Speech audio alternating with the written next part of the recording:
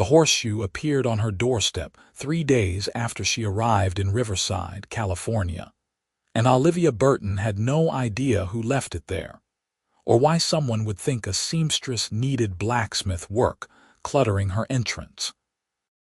She picked up the iron piece, still warm from recent forging, and turned it over in her hands while the September morning sun of 1878 beat down on the dusty street.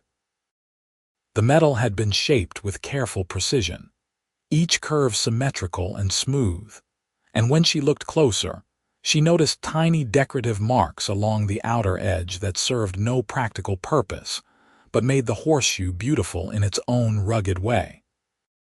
Olivia set the horseshoe inside her small shop and returned to the wedding dress she had been commissioned to make for the banker's daughter. Her fingers worked the needle through delicate ivory fabric while her mind wandered back to that mysterious gift. Riverside was still a growing town, benefiting from the Southern Pacific Railroad that had arrived just a few years earlier, and she had only recently set up her seamstress business in a narrow building wedged between the general store and a law office. She knew few people here, having traveled from San Francisco after her aunt passed away and left her a small inheritance that allowed her to finally pursue her dream of owning her own shop. The next morning, another horseshoe waited at her door. This one had been polished until it gleamed, and the same decorative marks adorned its surface, though in a different pattern. Olivia glanced up and down the street, but the early hour meant most businesses remained closed, and only a few ranch hands rode past without paying her any attention. She brought this second horseshoe inside and placed it next to the first, studying them both with growing curiosity. By the third day, when a third horseshoe appeared, Olivia decided she needed to solve this mystery. She woke before dawn and positioned herself by her front window, watching the street through a gap in the curtains. The town remained quiet except for the distant sound of a rooster and the occasional bark of a dog. Then she saw him, a tall figure moving through the pre-dawn shadows with the confident stride of someone who knew exactly where he was going. He approached her shop and bent down to place something on her doorstep, and even in the dim light, Olivia could see the breadth of his shoulders and the way his dark hair fell across his forehead. He straightened, seemed to hesitate for a moment as if considering whether to knock, then turned and walked back in the direction he had come. Olivia waited until he rounded the corner before she opened her door and retrieved the fourth horseshoe, this one smaller than the others, perhaps meant for a pony. She spent the morning asking subtle questions of her customers. Mrs. Henderson, who came in for alterations on her Sunday dress, proved to be a wealth of local information. The blacksmith was Nathan Torres, she explained, a man in his mid-20s who had inherited his father's smithy after the elder Torres died from pneumonia 2 winters ago. Nathan kept to himself mostly, did excellent work, and had a reputation for being fair in his prices and reliable in his craftsmanship. Bit of a lonely soul, I would say, Mrs. Henderson added, her needle-sharp eyes studying Olivia with interest. His mother moved back to Mexico after his father died, has family in Sonora. Nathan stayed because the smithy is all he knows. Good man, though, honest. Olivia thanked her for the information and returned to her sewing, but her mind kept drifting to the image of that tall figure in the pre-dawn darkness. She had been so focused on establishing her business that she had not given much thought to the social aspects of her new life in Riverside. At 22, she supposed she should be thinking about marriage and family, but her independence felt too precious to surrender easily. Still, something about those carefully crafted horseshoes touched her in a way she could not quite name. That evening, after closing her shop, Olivia walked to the smithy at the edge of town. The building stood apart from the others, wisely placed where the noise and smoke would cause less disturbance. She could hear the ring of hammer on anvil before she saw the forge's glow, and she paused at the entrance, suddenly uncertain of her purpose here. Nathan Torres stood at his anvil, his back to her, bringing his hammer down in steady, rhythmic strikes. He wore a leather apron over a simple work shirt, the sleeves rolled up to reveal forearms corded with muscle. Sweat dampened his dark hair and made his shirt cling to his back. The forge fire cast dancing shadows across the walls, and the air shimmered with heat. Olivia cleared her throat, but the hammer strikes drowned out the sound. She tried again, louder this time, and Nathan paused mid-swing.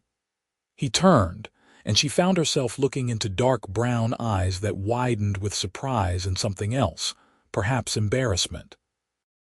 "Miss Burton," he said, setting down his hammer and wiping his hands on a rag. His voice was deep and slightly rough, like gravel mixed with honey. "I did not expect to see you here."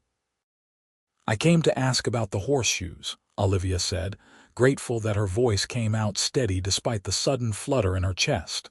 "You have been leaving them at my shop." Nathan's jaw tightened and he looked away. "I apologize if they troubled you. I can take them back." "They did not trouble me," Olivia said quickly. "I just wanted to understand why you left them."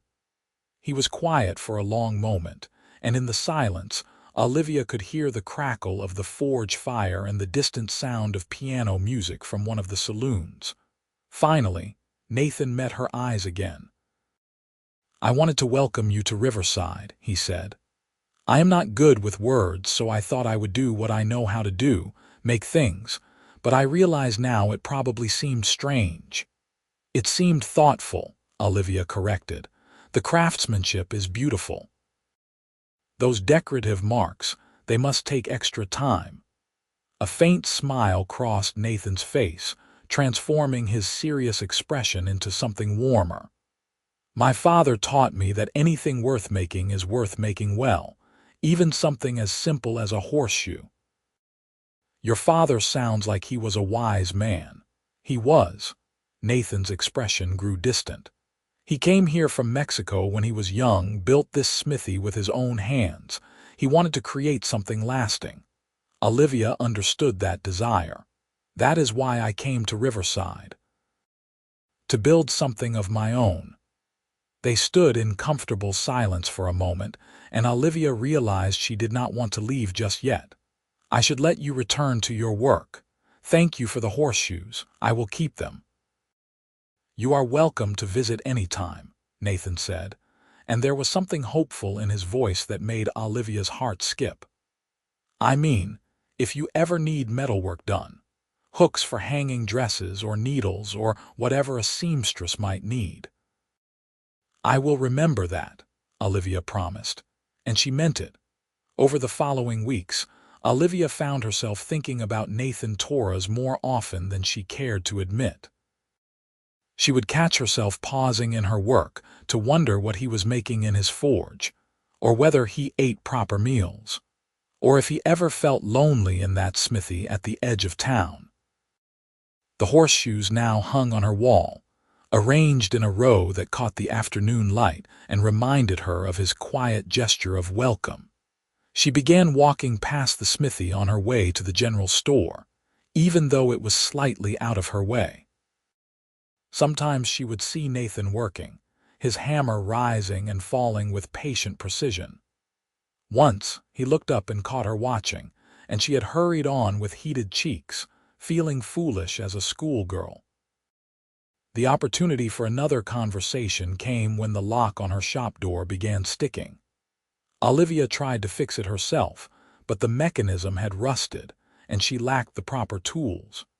She thought about asking someone else, but the decision seemed to make itself. She walked to the smithy one afternoon in late October, carrying the lock mechanism she had managed to remove. Nathan was shoeing a horse, speaking softly to the animal in Spanish as he worked. Olivia waited, not wanting to startle either the blacksmith or his four-legged client. When Nathan finished and the horse's owner led the animal away, he turned and spotted Olivia. "Miss Burton," he said, and she noticed how his face brightened. "What brings you here?" She held up the broken lock. "I was hoping you could repair this. It has been giving me trouble." Nathan took the lock and examined it, turning it over in his capable hands. "The mechanism is worn. I can make you a new one, but it will take a few days." "That would be wonderful. How much will you charge?" "Consider it payment for letting me clutter your doorstep with horseshoes," Nathan said with that small smile that transformed his face. "That hardly seems fair. Your work has value." "So does kindness," Nathan countered. "Not many people in town go out of their way to speak to the blacksmith. Mostly they just bring their horses and leave." Olivia felt a pang of sympathy. She knew something about loneliness, about being the outsider trying to find her place. "Then perhaps we could trade. I noticed your shirt has a tear in the shoulder. I could mend it while you work on my lock." Nathan glanced down at his shirt as if noticing the tear for the first time. "That seems more than fair." He removed the shirt, and Olivia tried not to stare at the broad expanse of his chest and the way his muscles moved as he reached for a clean work shirt. She accepted the damaged garment and fled back to her shop, her face burning. That evening, she mended the tear with tiny, careful stitches, then found herself adding a small decorative element along the collar. Nothing too elaborate, just a subtle pattern in dark blue thread that matched his eyes when they caught the light a certain way. She told herself it was simply pride in her work, but her heart knew better. When she returned the shirt 2 days later, Nathan had the new lock ready. He installed it for her, his hands steady and sure, and when he was done, the door opened and closed smoothly. "Thank you," Olivia said. "This is perfect." Nathan shrugged into the shirt she had mended, and she watched his expression change as he noticed the embroidered collar. His fingers traced the pattern, and when he looked at her, his eyes held warmth that made her breath catch. "You did not have to do this," he said softly. "You said anything worth making is worth making well," Olivia replied. "That includes mending." The winter months brought cold rains to Riverside, and Olivia found herself busy with orders for warm dresses and thick quilts. She started a quilt for herself, something to keep her hands occupied during the long evenings when the shop was closed, and the silence of her small living quarters above the store felt too heavy. She chose fabrics carefully, deep blues and rich browns, greens like the hills after rain, and threads of gold like forge fire. Her needle moved through the fabric, creating patterns that seemed to take on a life of their own. Without quite meaning to, she began stitching letters into one of the central panels, careful and precise. N-A-T-H-A-N. Olivia paused when she realized what she had done, her needle hovering over the fabric. She could unpick the stitches, choose a different design. Instead, she continued, adding decorative elements around his name, vines and flowers and tiny stars. If anyone asked, she would say it was just a pattern, meaningless stitches. But she would know the truth. Christmas approached and the town prepared for celebrations. Olivia received an invitation to the church social, a gathering where the whole community would come together for food and dancing. She hemmed a new dress for the occasion, deep green wool with a modest neckline, and sleeves that fit close to her wrists. When she looked at herself in the small mirror, she wondered if Nathan would be there, and if he would ask her to dance. The social was held in the church hall, decorated with pine boughs and candles that cast a warm glow over the assembled townspeople. Olivia arrived alone, knowing no one well enough to arrive as part of a group. But Mrs. Henderson spotted her immediately and pulled her into a cluster of women discussing recipes and gossip in equal measure. Olivia scanned the room and found Nathan standing near the far wall, looking distinctly uncomfortable in clean trousers and a pressed shirt. The shirt she had mended, she realized with a flutter of pleasure. He was speaking with the livery owner, but his gaze kept drifting across the room as if searching for something. When his eyes found hers, everything else seemed to fade. Olivia felt the connection like a physical thing, a thread pulling taut between them. Nathan excused himself from his conversation and began making his way through the crowd toward her. "Miss Burton," he said when he reached her, "you look lovely. Thank you. You clean up well yourself." A smile tugged at his lips. "I do own clothes that are not covered in soot and ash." The musicians struck up a waltz and couples began moving onto the floor. Nathan cleared his throat, suddenly looking nervous. "Would you do me the honor of dancing?"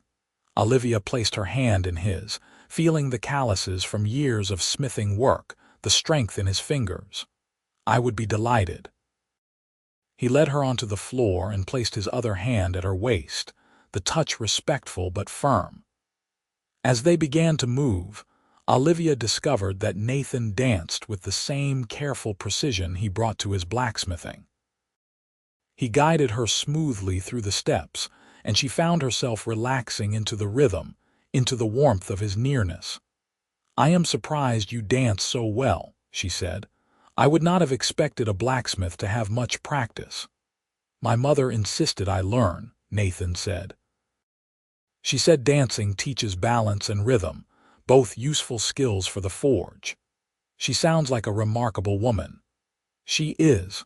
I miss her, but she is happier in Mexico with her family. The memories here were too painful after my father died." Olivia heard the loneliness in his voice and tightened her hand on his shoulder. "It must be hard being alone." "It has been," Nathan admitted. "Until recently." His eyes held hers, and Olivia felt her pulse quicken. The dance seemed to last both forever and not nearly long enough, and when the music ended, she felt a pang of loss as Nathan stepped back. "Would you like some punch?" he asked.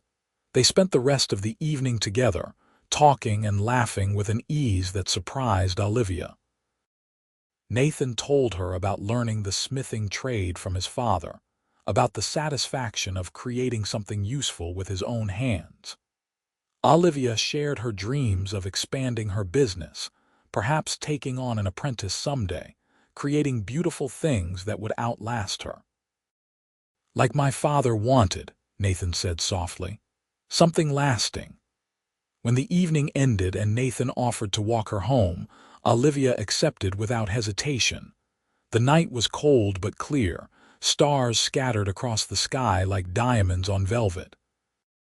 They walked slowly, neither seeming eager to reach her shop and end the evening. "I have been working on something," Olivia said as they neared her door. "A quilt. I am not sure why I am telling you this. I would like to see it, if you would be willing to show me." Olivia hesitated only a moment before unlocking her door and leading Nathan up the narrow stairs to her living quarters. The quilt lay spread across her work table, a riot of colors and patterns that somehow came together in harmony. Nathan approached it slowly, his eyes taking in every detail. Then he saw his name, stitched into the fabric with obvious care, and he went very still. "Olivia," he said, and it was the first time he had used her given name. "This is beautiful. Why did you put my name on it?" She could have made an excuse, could have laughed it off as merely decorative. Instead, she chose honesty. "Because you have been in my thoughts since the day you left that first horseshoe. Because when I think about building something lasting, I think about building it with you." Nathan turned to face her, and the emotion in his eyes made her breath catch. "I left those horseshoes because I had been watching you set up your shop, and I thought you were the most beautiful woman I had ever seen. I wanted to meet you, but I did not know how to approach you. I am just a blacksmith." "You are not just anything," Olivia said fiercely. "You are talented and kind and thoughtful. You are everything I could want." He closed the distance between them in 2 strides and cupped her face in his hands, his touch gentle despite his strength. "May I kiss you, please?" she whispered. His lips met hers softly at first, a question and a promise. When Olivia leaned into him, the kiss deepened, becoming something urgent and necessary. She felt his arms come around her, felt herself pressed against the solid warmth of his body, and thought that this was what coming home felt like. When they finally broke apart, both breathing hard, Nathan rested his forehead against hers. "I want to court you properly. I want everyone in this town to know that you are mine and I am yours." "I want that too," Olivia said, "more than anything." Over the winter months, Nathan and Olivia's courtship became the talk of Riverside.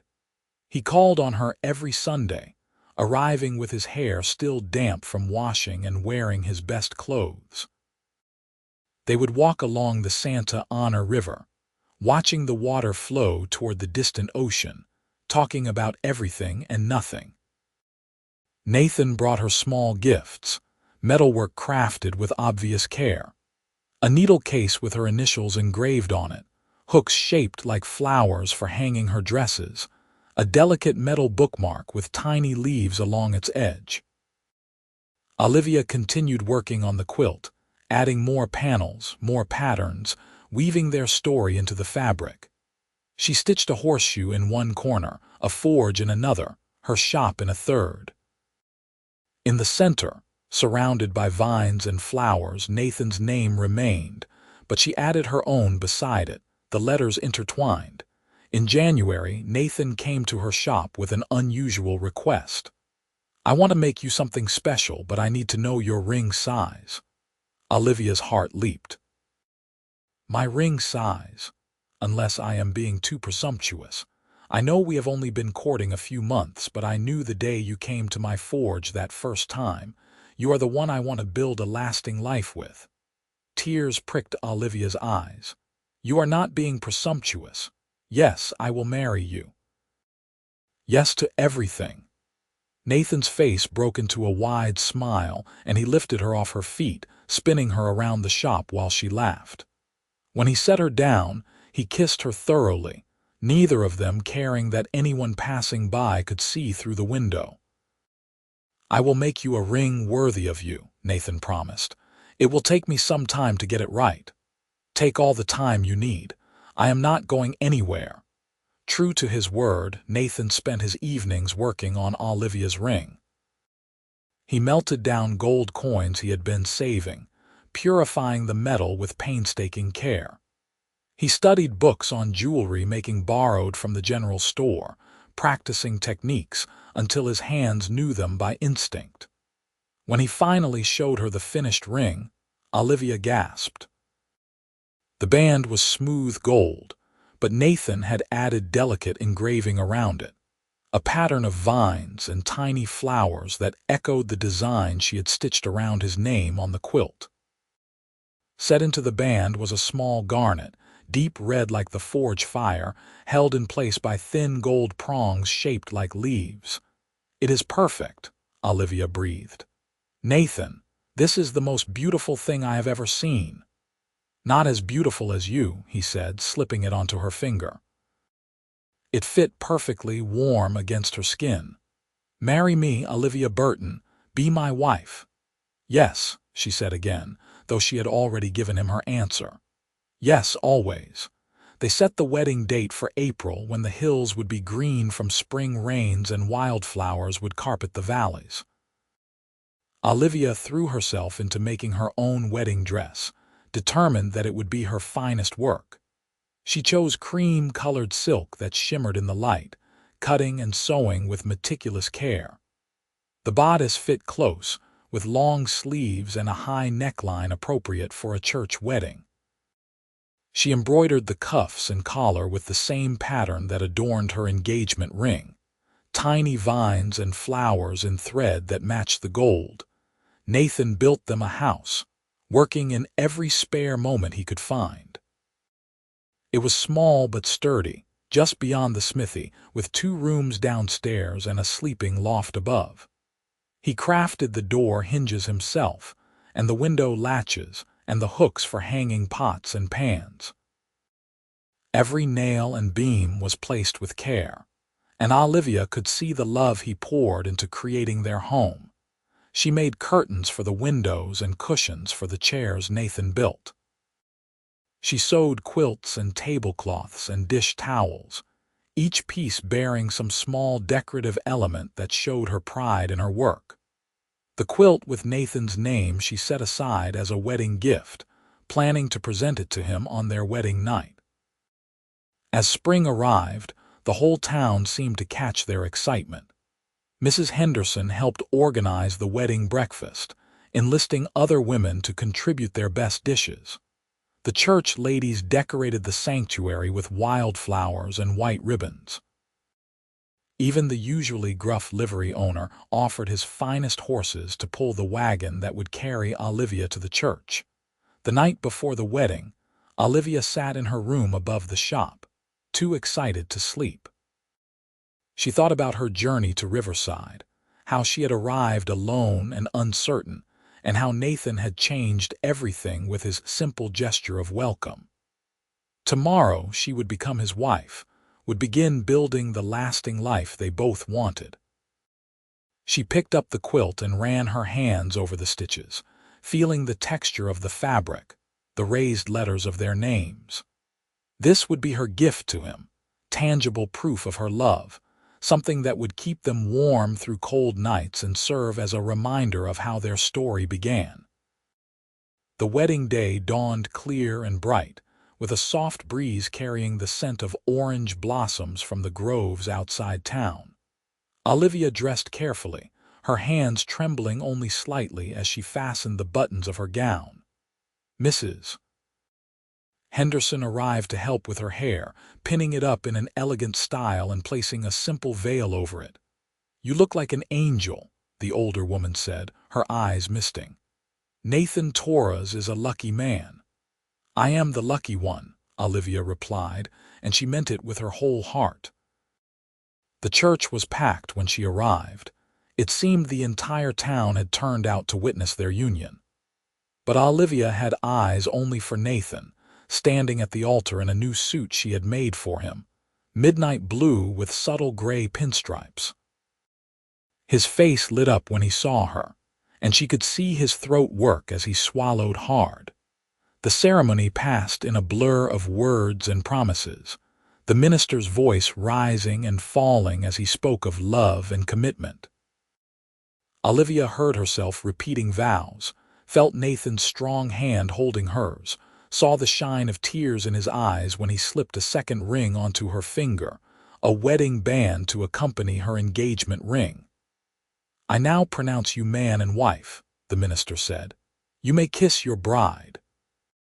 Nathan's kiss was sweet and tender, a promise of all the kisses to come. The congregation erupted in applause and cheers, and Olivia laughed against his lips, giddy with joy. The wedding breakfast was a joyous affair, held in the church hall with tables groaning under the weight of food. There were roasted chickens and beef, fresh bread and butter, pies and cakes of every variety. The musicians struck up lively tunes, and Nathan led Olivia onto the floor for their first dance as husband and wife. "Are you happy?" he murmured against her ear. "Happier than I knew was possible," she replied. They danced until her feet ached, ate until they could eat no more, and accepted congratulations from what felt like every person in Riverside. Finally, as the sun began to set, Nathan helped Olivia into the wagon he had decorated with ribbons and drove them to their new home. He carried her over the threshold, both of them laughing, and set her down gently in the middle of their front room. Olivia looked around at the home they would share, at the furniture Nathan had made and the curtains she had sewn, and felt a sense of rightness settle over her. "I have something for you," she said, climbing the ladder to the sleeping loft. She returned with the quilt, carefully folded, and handed it to Nathan. "I wanted you to have this." Nathan unfolded the quilt slowly, his eyes taking in every detail, every stitch, every pattern. When he found their names intertwined in the center, his breath caught. "Olivia, this is extraordinary. You made this for me, for us, she corrected. It is our story woven together. The horseshoes you left, the forge where you work, the shop where I sew, all the pieces of our lives coming together to make something whole. Nathan set the quilt aside and pulled her close, his embrace fierce and protective. I will treasure this always, just as I will treasure you every day for the rest of my life. He kissed her then, deep and passionate, and Olivia felt heat bloom through her body. She had been nervous about this part of marriage, but with Nathan's gentle hands and whispered words of love, her fears melted away.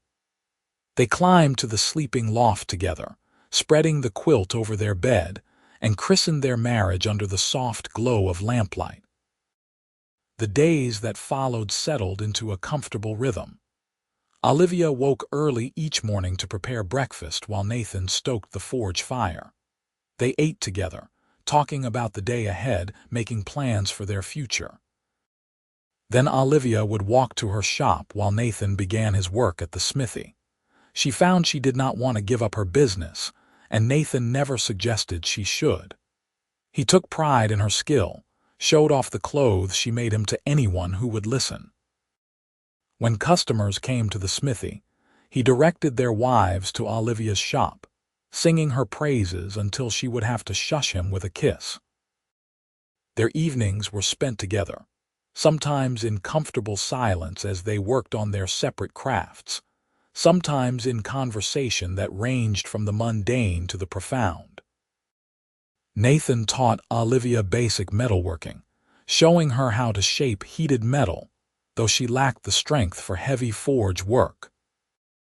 Olivia taught Nathan more complex sewing techniques, and she would smile when she found him carefully mending his own clothes, taking pride in making his stitches as neat as hers. Summer arrived hot and dry, and the town grew busy with travelers passing through on their way to Los Angeles or San Diego. Olivia's shop thrived as women stopped to purchase lightweight dresses and men commissioned shirts suitable for the heat. Nathan's smithy stayed equally busy with horses needing shoes and wagons requiring repairs. In August, Olivia realized her monthly courses had not come.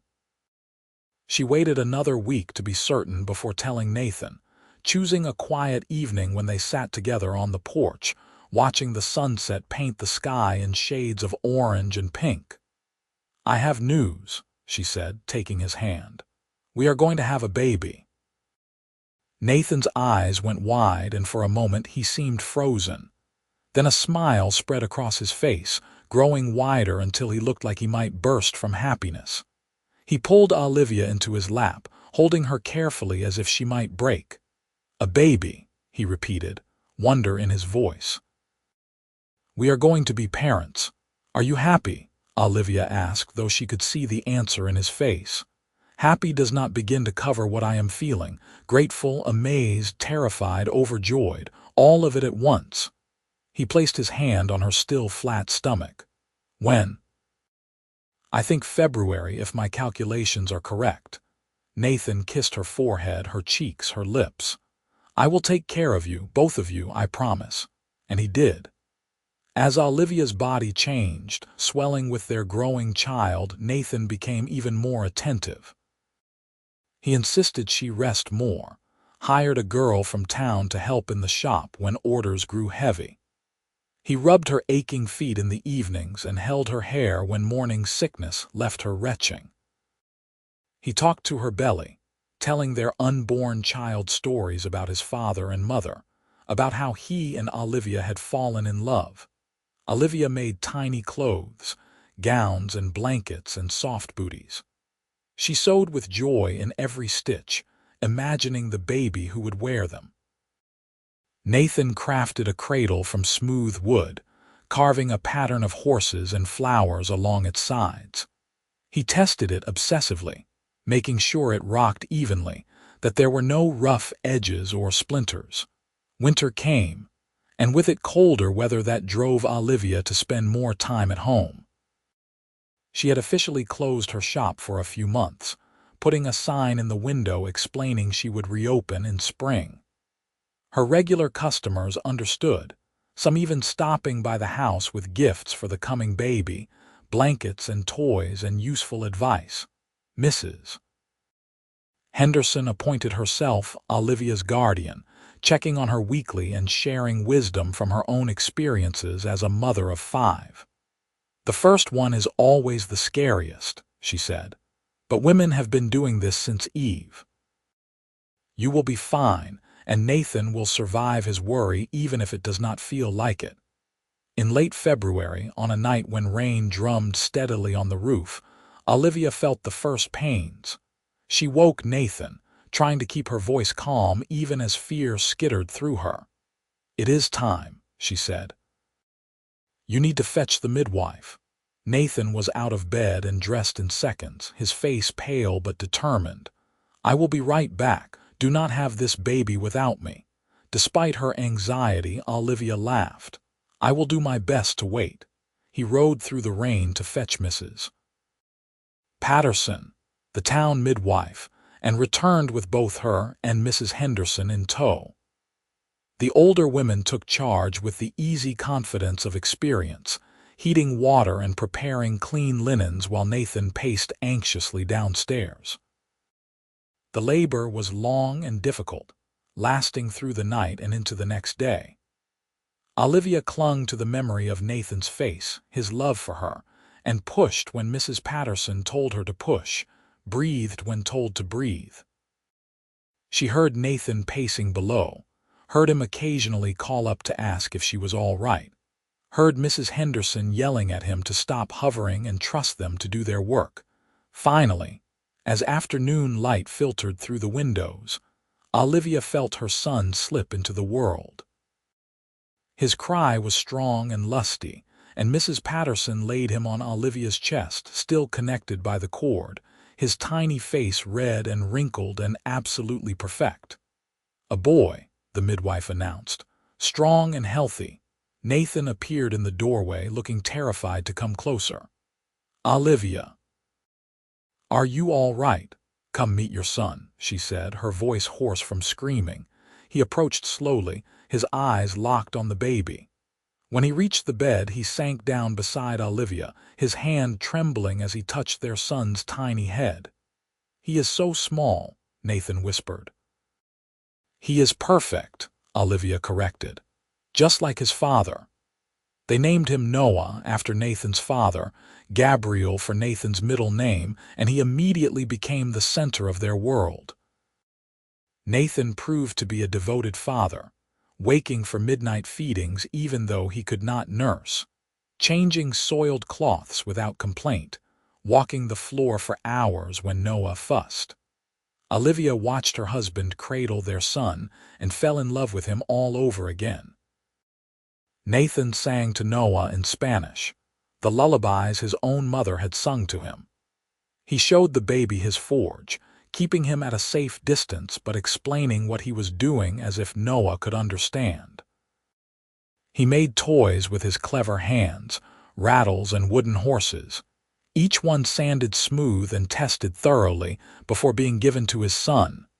As Noah grew, so did their family's happiness. Olivia reopened her shop when Noah was 4 months old, bringing him with her in a basket Nathan had woven from willow branches. Customers cooed over the baby while Olivia worked, and she found she could sew almost as efficiently with one hand while rocking the basket with her foot. Nathan expanded the house, adding a proper bedroom downstairs so they would not have to climb to the loft with a baby. He built shelves and cabinets, crafted a larger table, made their home more comfortable with each passing month. Olivia sewed curtains and cushions to match, creating a home that was distinctly theirs. When Noah took his first steps, walking from Olivia to Nathan across the floor of the smithy, they both cheered so loudly they startled him into sitting down hard. But he laughed, that baby belly laugh that sounds like pure joy, and immediately tried again. His first word was Papa, and Nathan looked so proud Olivia thought he might burst. His second word was Mama, and she felt her heart swell. but his third word was horse, pointing at the animals that came through the smithy regularly, and both parents laughed at their son's clear priority. The years passed in a blur of happy moments. Noah grew into a bright, curious child who loved nothing more than watching his father work the forge or sitting beneath his mother's sewing table, playing with fabric scraps. When he was 3, Olivia found herself pregnant again, and this time the process felt less frightening, more like coming home to familiar territory. Their daughter arrived in autumn, smaller than Noah had been but equally strong-willed. They named her Nora, and she immediately wrapped Nathan around her tiny finger. He who had been firm and steady with Noah became absolute putty when his daughter smiled at him. "You are going to spoil her," Olivia said, watching Nathan fashion a tiny silver rattle engraved with roses. "That is a father's prerogative with his daughter," Nathan replied, completely unrepentant. Olivia could not argue, especially when she found herself just as guilty of indulging their little girl. She made Nora elaborate dresses with embroidered details, far fancier than necessary for a baby. She sewed matching dolls and quilted blankets covered in whimsical patterns. As their children grew, Olivia and Nathan's love deepened in ways they had not anticipated. They learned each other's rhythms so well they could communicate with just a look. Nathan knew when Olivia needed him to take the children so she could have quiet time to work. Olivia knew when Nathan was struggling with a difficult commission and needed encouragement. They supported each other's dreams and softened each other's disappointments. Riverside grew around them, the town expanding as more settlers arrived and businesses opened. The railroad brought increased commerce, and with it prosperity. Nathan's smithy became known throughout the region for quality work, and Olivia's reputation as a seamstress brought customers from as far as Los Angeles.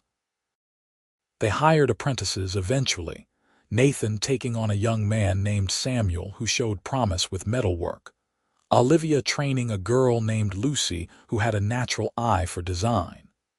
They found satisfaction in passing on their skills, in knowing their crafts would continue beyond them. When Noah was 7 and Nora 4, Olivia realized she was pregnant again. The news came with mixed emotions, joy at another child tempered by the knowledge that her body was not as young as it had been. But Nathan's excitement was infectious, and soon she found herself looking forward to meeting this new little person. The pregnancy was harder than the first 2, leaving Olivia exhausted and uncomfortable. Nathan took on more of the household duties, cooking meals and minding the children while Olivia rested. Lucy ran the shop under Olivia's supervision, and together they managed to keep all the orders fulfilled. This baby, another boy they named Nicholas, arrived quickly, as if impatient to join the family. He came on a spring morning, born so fast that Mrs. Patterson barely arrived in time. Nathan caught him, his blacksmith hands gentle and sure, and laid him on Olivia's chest with tears streaming down his face. "3 miracles," he said. "You have given me 3 miracles." "We made them together," Olivia reminded him, stroking Nicholas's dark hair. Their family felt complete now, the house full of laughter and occasional chaos. Noah helped his father in the smithy, showing an aptitude for the work that made Nathan beam with pride. Nora preferred her mother's shop, sitting at a child-sized table Olivia had made for her, sewing scraps of fabric with blunt needles and thick thread. Nicholas was still too young to show any particular interests, content to be passed between his siblings and parents, soaking up attention like a sponge absorbs water.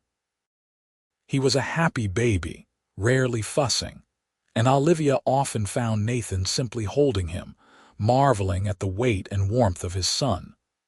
On their 10th wedding anniversary, Nathan surprised Olivia with a gift. He led her out behind the smithy, where a new building stood, larger than her shop in town. "I thought you might want to bring your business home," he said, "so you could be close to the children. Lucy could run the shop in town, and you could do the custom work here."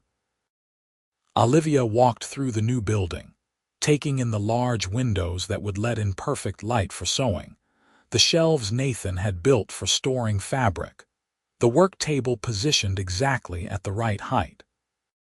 He had thought of everything, from the pot-bellied stove for winter warmth to the comfortable chair for when she needed to rest her back.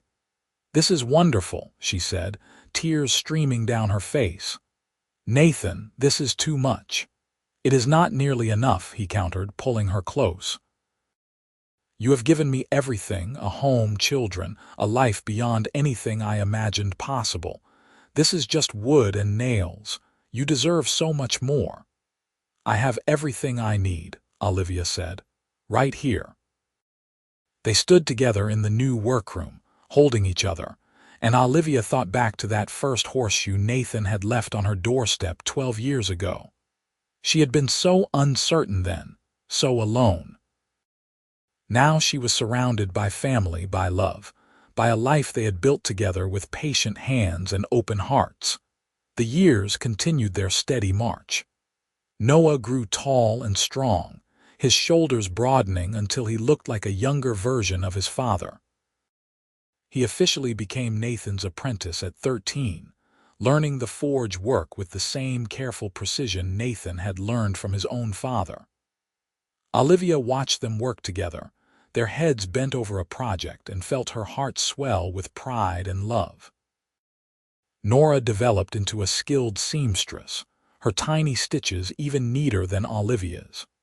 She had an eye for color and design that sometimes surprised her mother, coming up with combinations Olivia would never have considered, but that worked beautifully. At 15, she was already taking her own commissions, building a reputation as a talented young craftswoman. Nicholas, at 8, remained something of a mystery. He showed interest in both his parents' trades, but also spent hours drawing, covering every scrap of paper he could find with sketches of horses and buildings and people. Nathan built him a desk and kept him supplied with paper and pencils, encouraging this creative bent even when he did not fully understand it. "Perhaps he will be an artist," Olivia suggested one evening as they watched Nicholas sketch their family around the dinner table. "Perhaps," Nathan agreed. "As long as he is happy, I do not care what he becomes." The town held a celebration for Riverside's 20th anniversary, and Nathan and Olivia were recognized as founding business owners who had helped build the community. They stood on a platform with other long-time residents while the mayor gave a speech about growth and prosperity. Olivia held Nathan's hand and thought about how far they had come, from lonely individuals to pillars of the community. That night, lying in bed with the quilt she had made so many years ago spread over them, Nathan traced the letters of their names with one finger. "Do you remember when you showed me this?" he asked. "Of course. I was terrified you would think I was foolish." "I thought you were brave," Nathan said. "Brave and honest and perfect. I still do." Olivia rolled to face him, studying the face she knew better than her own. Silver threaded through Nathan's dark hair now, and lines creased the corners of his eyes, but to her, he was as handsome as the day she had first seen him in his forge. "I love you," she said simply. "More now than I did then, which I would not have thought possible." "I love you too," Nathan replied. "You are my home, Olivia. Everything good in my life comes back to you." They made love then, slow and tender, their bodies knowing each other's rhythms after so many years. Afterward, Olivia lay in Nathan's arms and listened to his heartbeat, steady and strong, and felt perfectly content. As their children grew older and more independent, Olivia and Nathan found themselves with more time for each other. They took walks along the river like they had during their courtship, talking about everything and nothing. They visited Los Angeles once, staying in a hotel and marveling at the growing city, but both agreed they preferred the slower pace of Riverside. Nathan's mother returned for a visit when Noah was 16, traveling from Mexico with several of Nathan's cousins. Olivia had been nervous about meeting her mother-in-law, but Maria Torres proved to be warm and welcoming, immediately gathering Olivia into a hug and declaring her perfect for my son. Maria stayed for 3 months, teaching the children Spanish and cooking traditional dishes Nathan had not tasted since childhood. She told stories about Nathan as a boy, much to his embarrassment and his children's delight. When she finally returned to Mexico, promising to visit again soon, Nathan held Olivia close and thanked her for making his mother feel so welcome. "She is family," Olivia said. "Of course I welcomed her. Life was not without challenges." There was a drought one year that left the river running low and tensions high. A fire swept through part of town, coming dangerously close to both the smithy and Olivia's original shop before being contained. Nicholas broke his arm falling from a tree, and Nora caught a fever that had them worried for several terrifying days before it broke. But through every difficulty, Olivia and Nathan stood together, their partnership making them stronger than either could be alone. When money was tight, they found ways to make do. When danger threatened, they protected their family. When illness struck, they nursed and comforted and prayed, and through it all, the love between them never wavered. If anything, it grew stronger, tempered by shared experiences like steel in Nathan's forge. Noah married at 21, wedding the daughter of a rancher from nearby Pomona. Nathan and Olivia stood witness as their son made his vows, and Olivia cried happy tears throughout the ceremony. The young couple moved into a small house Noah built with his father's help, and within a year, Olivia and Nathan became grandparents to a baby girl named Olivia Marie, after both grandmothers. Holding her granddaughter for the first time, Olivia understood with sudden clarity the fullness of the life she and Nathan had built.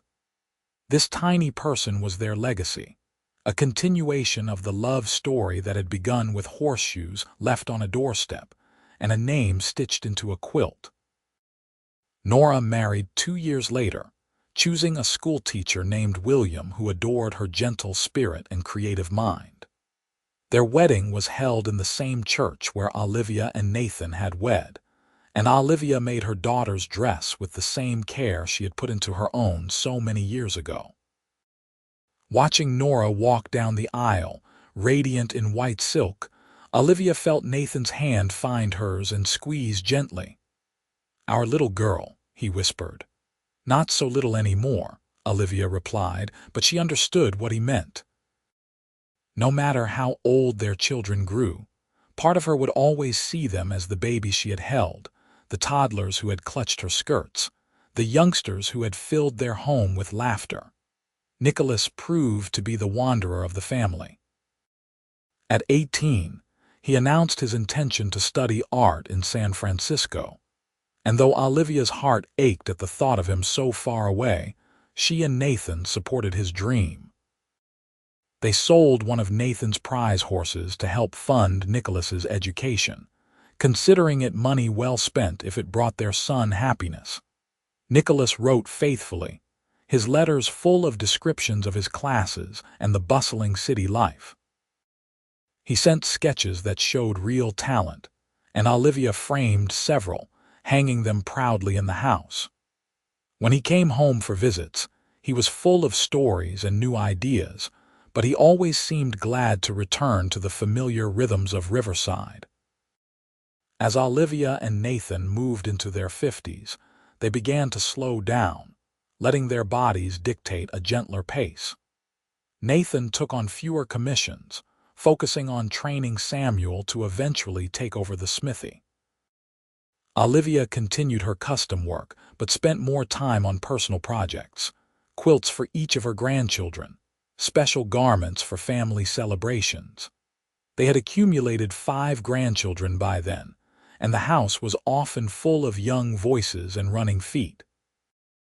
Olivia and Nathan delighted in spoiling these little ones, baking cookies and telling stories, and generally being the kind of indulgent grandparents they had never imagined becoming. On quiet evenings, they would sit on their porch and watch the sunset, their hands intertwined, and talk about the life they had shared. "You have any regrets?" Nathan asked one such evening. Olivia considered the question seriously. "I regret that my parents did not live to see me this happy. I regret that your father never met our children, but about us, about the life we built together. Not a single regret." "Good," Nathan said, "because I would do it all again exactly the same way just to end up here with you." They celebrated their 25th anniversary with a party that seemed to include half the town. The church hall was decorated with silver ribbons and flowers, and there was enough food to feed an army. Their children gave a speech, taking turns sharing memories and expressing gratitude for the example their parents had set. Noah talked about watching his father's patient teaching in the smithy. Nora spoke of her mother's encouragement of her creativity. Nicholas, home from San Francisco for the occasion, described how their love had given him the security to pursue his dreams. Olivia cried through most of the speeches, and Nathan was not far behind. When it was their turn to speak, Nathan pulled Olivia to her feet and addressed the crowd. 25 years ago, I left a horseshoe on the doorstep of the most beautiful woman I had ever seen. I had no idea if she would even notice, or if she did, what she would think of such a strange gesture. But Olivia did notice, and she came to find me, and she gave me the greatest gift I could ever receive, her love." He turned to Olivia, his eyes shining. "You made me believe I could be more than just a blacksmith. You made me a husband, a father, a grandfather. You made me whole. These 25 years have been the best of my life, and I look forward to every year we have ahead of us." Olivia could barely speak through her tears, but she managed to say, "Nathan showed me what it means to build something lasting. He taught me that true strength is gentle, that love is shown in actions as much as words. I stitched his name on a quilt because he had already stitched himself into my heart. Everything good in my life is because of him."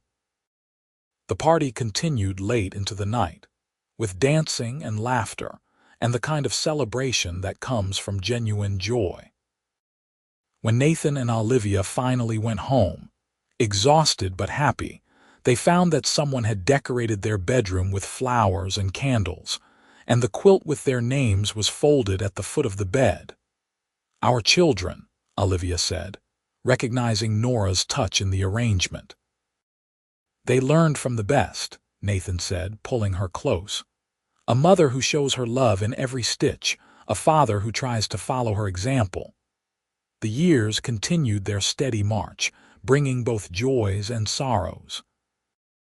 Maria Torres passed away peacefully in her sleep at 78, and Nathan traveled to Mexico for her funeral, returning quiet and sad but comforted by the knowledge that she had lived a full life surrounded by family.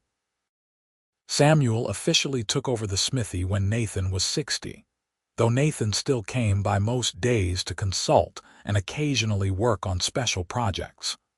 Olivia fully retired at 58, handing her business over to Nora, who had been running it in all but name for several years. She found she enjoyed having time to pursue projects purely for pleasure, experimenting with new techniques and making things simply because she wanted to, not because someone had commissioned them. Nicholas returned to Riverside at 30, bringing with him a wife named Claire, and announcing he was opening an art studio in town. He had studied architecture as well as art and began designing buildings, his sketches coming to life in wood and stone throughout Riverside and the surrounding towns. "I wanted to come home," he told his parents. "San Francisco was exciting, but this is where I belong." Olivia and Nathan understood completely. Riverside was home, not because of the buildings or streets, but because of the life they had lived here, the memories woven into every corner. As they moved through their 60s, they developed the comfortable routine of a couple who had spent decades together. They woke early from habit, even though neither had pressing work demanding their attention. Nathan made coffee while Olivia started breakfast. They ate together, discussing their plans for the day, the grandchildren's latest exploits, the way the light looked on the mountains. Nathan still visited the smithy, though more to socialize with Samuel and watch the work than to participate. His hands had begun to stiffen with age, the joints swollen from years of gripping hammers and shaping hot metal. Olivia made him special gloves lined with soft fabric to ease the discomfort, and she massaged his hands in the evenings while they talked. Her own hands had suffered from years of sewing, her fingers sometimes cramping around a needle. But she could not give it up entirely, still making small things, still finding joy in creating beauty from fabric and thread. They went to church every Sunday, sitting in the same pew they had occupied for 40 years. They attended town meetings and social events, their presence so expected that people joked about setting the clock by the Torres' arrival. They had become elders of the community, their opinions sought on everything from new business proposals to settling disputes between neighbors. "When did we become the old folks?" Nathan asked one day, watching a young couple walk past, clearly smitten with each other. "I suppose it happened gradually," Olivia said, "but I do not mind it. We earned every one of these gray hairs." "Speak for yourself," Nathan said, running a hand through his still thick hair, now more silver than black. "I am as young as I ever was." Olivia laughed and kissed his cheek. "Of course you are, dear." Their children threw them a 40th anniversary party, and this time grandchildren and great-grandchildren filled the church hall. Noah and his wife had 5 children now, Nora had 4, and Nicholas and Claire had just welcomed their second. The noise level was tremendous, but Olivia would not have changed a thing. She sat with Nathan, watching their descendants run and play and laugh, and felt overwhelmed by gratitude. All of this, the children and grandchildren and great-grandchildren had grown from that first moment of connection, from horseshoes left on a doorstep and a name stitched on a quilt. "What are you thinking?" Nathan asked, his arm around her shoulders. "That we did good," Olivia said. "Look at all of this, Nathan. Look at what we made." "We did very good," he agreed. "Better than I ever dreamed possible." That night in the home they had shared for 4 decades, Nathan held Olivia close and they reminisced about their journey together. They laughed about the early days of their courtship, when Nathan had been too nervous to speak, and Olivia had been so puzzled by the mysterious horseshoes. They recalled their wedding day, the birth of each child, the milestones and challenges they had faced together. "If you could go back and tell your younger self one thing, what would it be?" Olivia asked. Nathan thought for a moment. "I would tell him that taking the risk to leave that first horseshoe would change his life in the best possible way." "What about you?"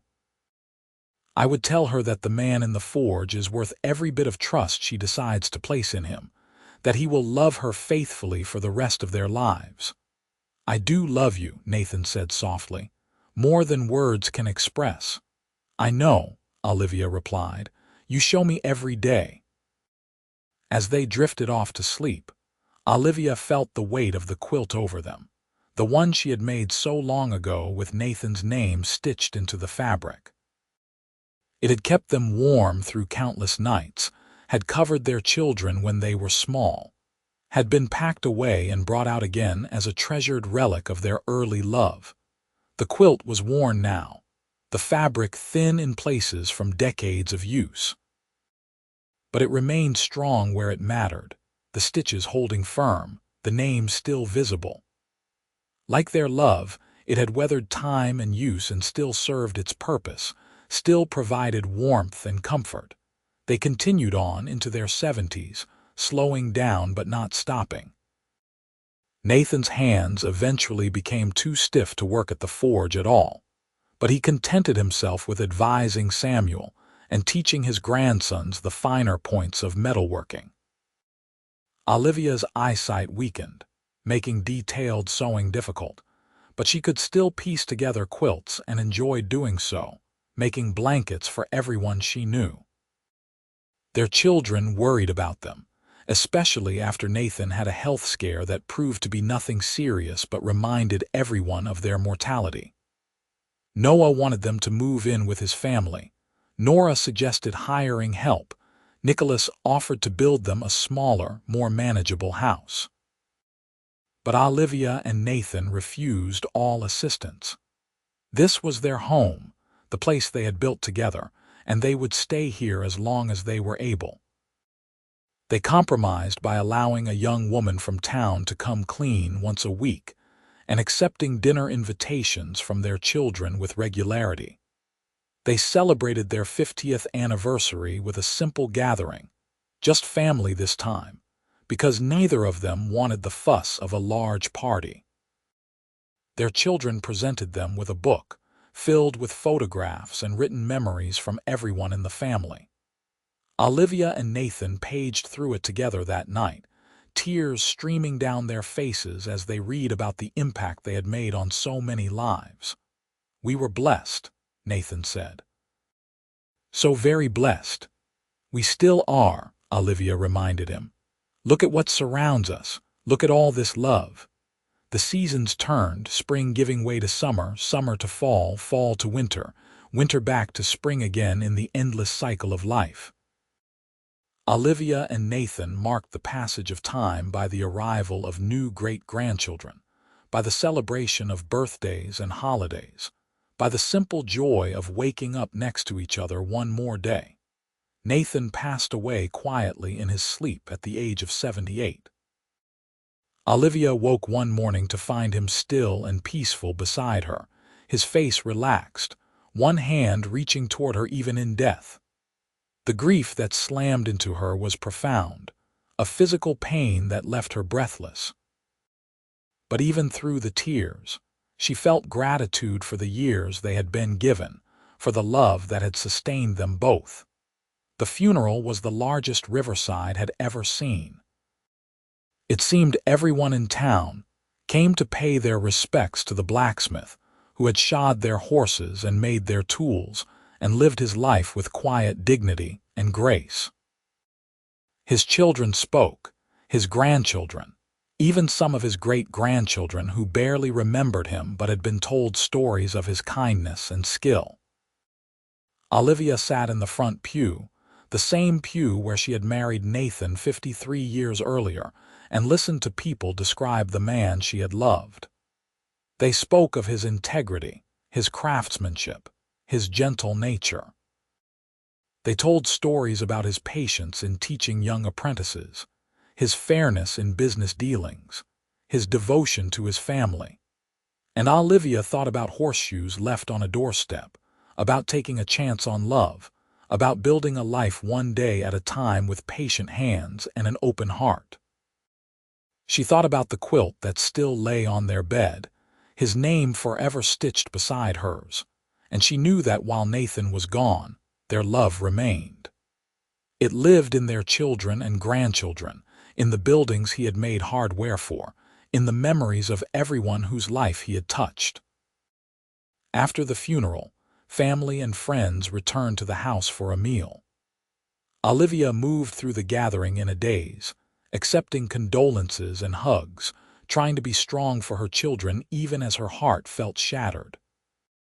But later, when everyone had gone and the house was quiet again, she climbed the stairs to the bedroom she had shared with Nathan and let herself break down. She pulled the quilt around her shoulders and sobbed, great wrenching cries that came from deep within. She had known this day would come eventually, but knowing did not make it easier. The house felt empty without Nathan's presence, without his quiet humming as he worked, without the sound of his footsteps on the stairs. But as the initial storm of grief passed, Olivia began to feel something else beneath the pain, a sense of profound gratitude. She had been loved deeply and well for more than 50 years. She had built a life with a man who had cherished her, who had supported her dreams, who had been her partner in every sense of the word. Not everyone was granted such a gift. She would grieve, of course. The grief was natural and necessary, the price of love. But she would also remember, would hold tight to the memories they had created together. And she would live because Nathan would want her to live, to find joy where she could, to love their family, to continue creating beauty in whatever way she was able. The weeks passed, then months. Olivia's children worried about her living alone, but she insisted she was fine. The house held too many memories for her to leave it. Every room whispered of Nathan, of their life together, and she found comfort in those whispers. She spent her days quietly, sewing when her hands allowed, reading books Nathan had bought for her over the years, tending the small garden he had planted. She visited with her children and grandchildren, attended church on Sundays, participated in town events when she felt up to it. Life continued, even though part of her remained frozen in that moment of waking to find Nathan gone.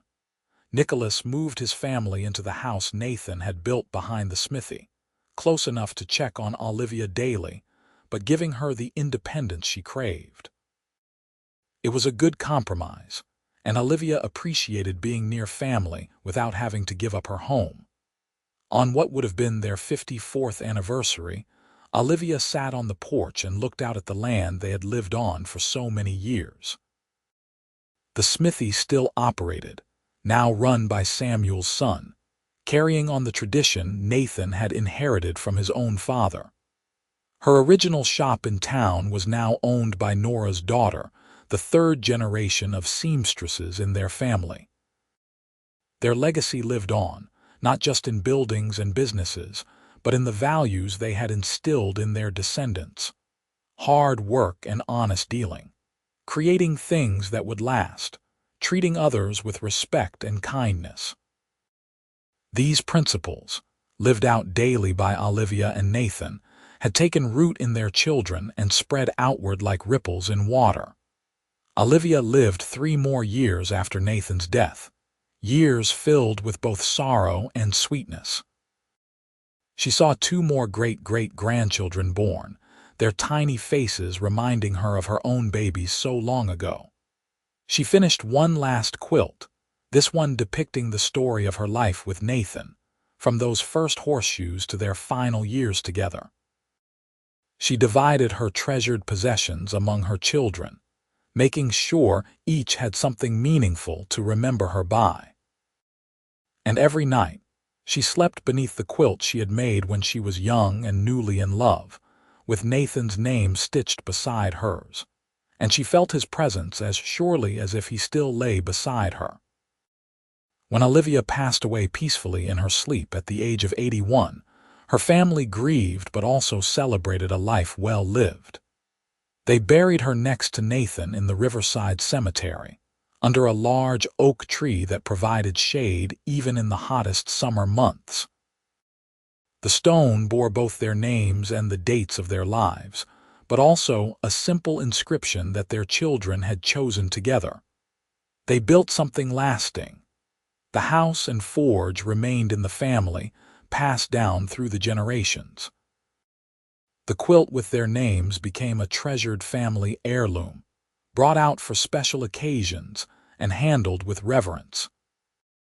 And the story of the blacksmith who left horseshoes on a seamstress's doorstep, and the seamstress who stitched his name on a quilt, became family legend, told to each new generation as an example of how love should be, patient and kind and lasting. The horseshoes still hung on the wall where Olivia had placed them over 50 years earlier, a reminder that the smallest gesture, done with a sincere heart, can change everything. and in the houses of their descendants throughout Riverside and beyond. Pieces of metalwork crafted by Nathan and quilts sewn by Olivia served their purposes, while bearing silent witness to a love story that had enriched countless lives. Years turned into decades, and still their story endured. Great-grandchildren who had never met them grew up hearing tales of Nathan and Olivia, of how they had found each other and built a life together through dedication and love. When young people in the family faced challenges in their relationships, older relatives would tell them about Nathan's patient courtship and Olivia's brave honesty, about how they had weathered storms together and emerged stronger. The smithy continued to operate into the next century, bearing a sign that read, Torres and Sons Smithing ESD. 1872. The seamstress shop became Burton's fine sewing, 3 generations of quality. And though the world changed around these businesses, though automobiles replaced horses and modern conveniences altered daily life, the values that Nathan and Olivia had embodied remained constant. On the 100th anniversary of Nathan and Olivia's wedding, their descendants gathered in Riverside for a reunion. Over 200 people came, all connected by blood or marriage to the blacksmith and seamstress who had taken a chance on love. They toured the old smithy and the shop, visited the cemetery to place flowers on the graves, and gathered in the church hall for a celebration. The family had brought artifacts, things Nathan and Olivia had made over their lifetimes. There were horseshoes and tools, dresses and quilts, furniture and toys. Each piece told a story, and as people examined them and shared memories, the presence of Nathan and Olivia felt almost tangible, as if their love had been woven so thoroughly into these objects that it continued to emanate from them. The oldest grandchild, Noah's firstborn daughter, Olivia Marie, now elderly herself, stood to address the gathering. She spoke about her memories of her grandparents, about watching them interact with the easy comfort of people who knew each other completely. They taught us what it means to truly partner with someone, she said. Not just to coexist, but to actively build something together. Every decision they made together. Every challenge they faced together. They were never just 2 people living in the same house. They were one unit, stronger together than either could be apart. She held up a photograph, faded with age, showing Nathan and Olivia in their 70s, sitting on their porch with their hands intertwined. Both were looking at the camera, but there was something in their expressions, a deep contentment, a peace that came from a life well lived. This is what they left us, Olivia Marie continued. Not just their businesses or their possessions, but an example of how to love well. How to build something lasting, not through grand gestures, but through daily acts of kindness and respect and devotion. That blacksmith left horseshoes on a doorstep, and that seamstress stitched his name on a quilt. And from those simple gestures grew this family, this legacy, this gathering of people who exist because 2 individuals chose to love each other well. The reunion continued with food and music and laughter, with children running and adults reminiscing, with the kind of joy that comes from being surrounded by family. And somewhere, perhaps in memory or perhaps in something more, Nathan and Olivia watched over the gathering, proud of what had grown from the seed of love they had planted so many years ago in Riverside, California. Their story was complete now, the circle closed. From solitary individuals to devoted couple to parents to grandparents to ancestors, whose influence reached forward through generations. They had built something lasting, not just in wood and metal and fabric, but in the hearts of everyone who came after them. Their love had become immortal, living on in the stories told and retold, in the values passed down, in the very existence of the family that bore their legacy. The blacksmith had left Horseshoes at her shop door, and the seamstress had stitched his name on a quilt. And from those two simple acts of courtship had grown a love story for the ages, proof that the best foundations are built one small gesture at a time, with patience and hope and an open heart.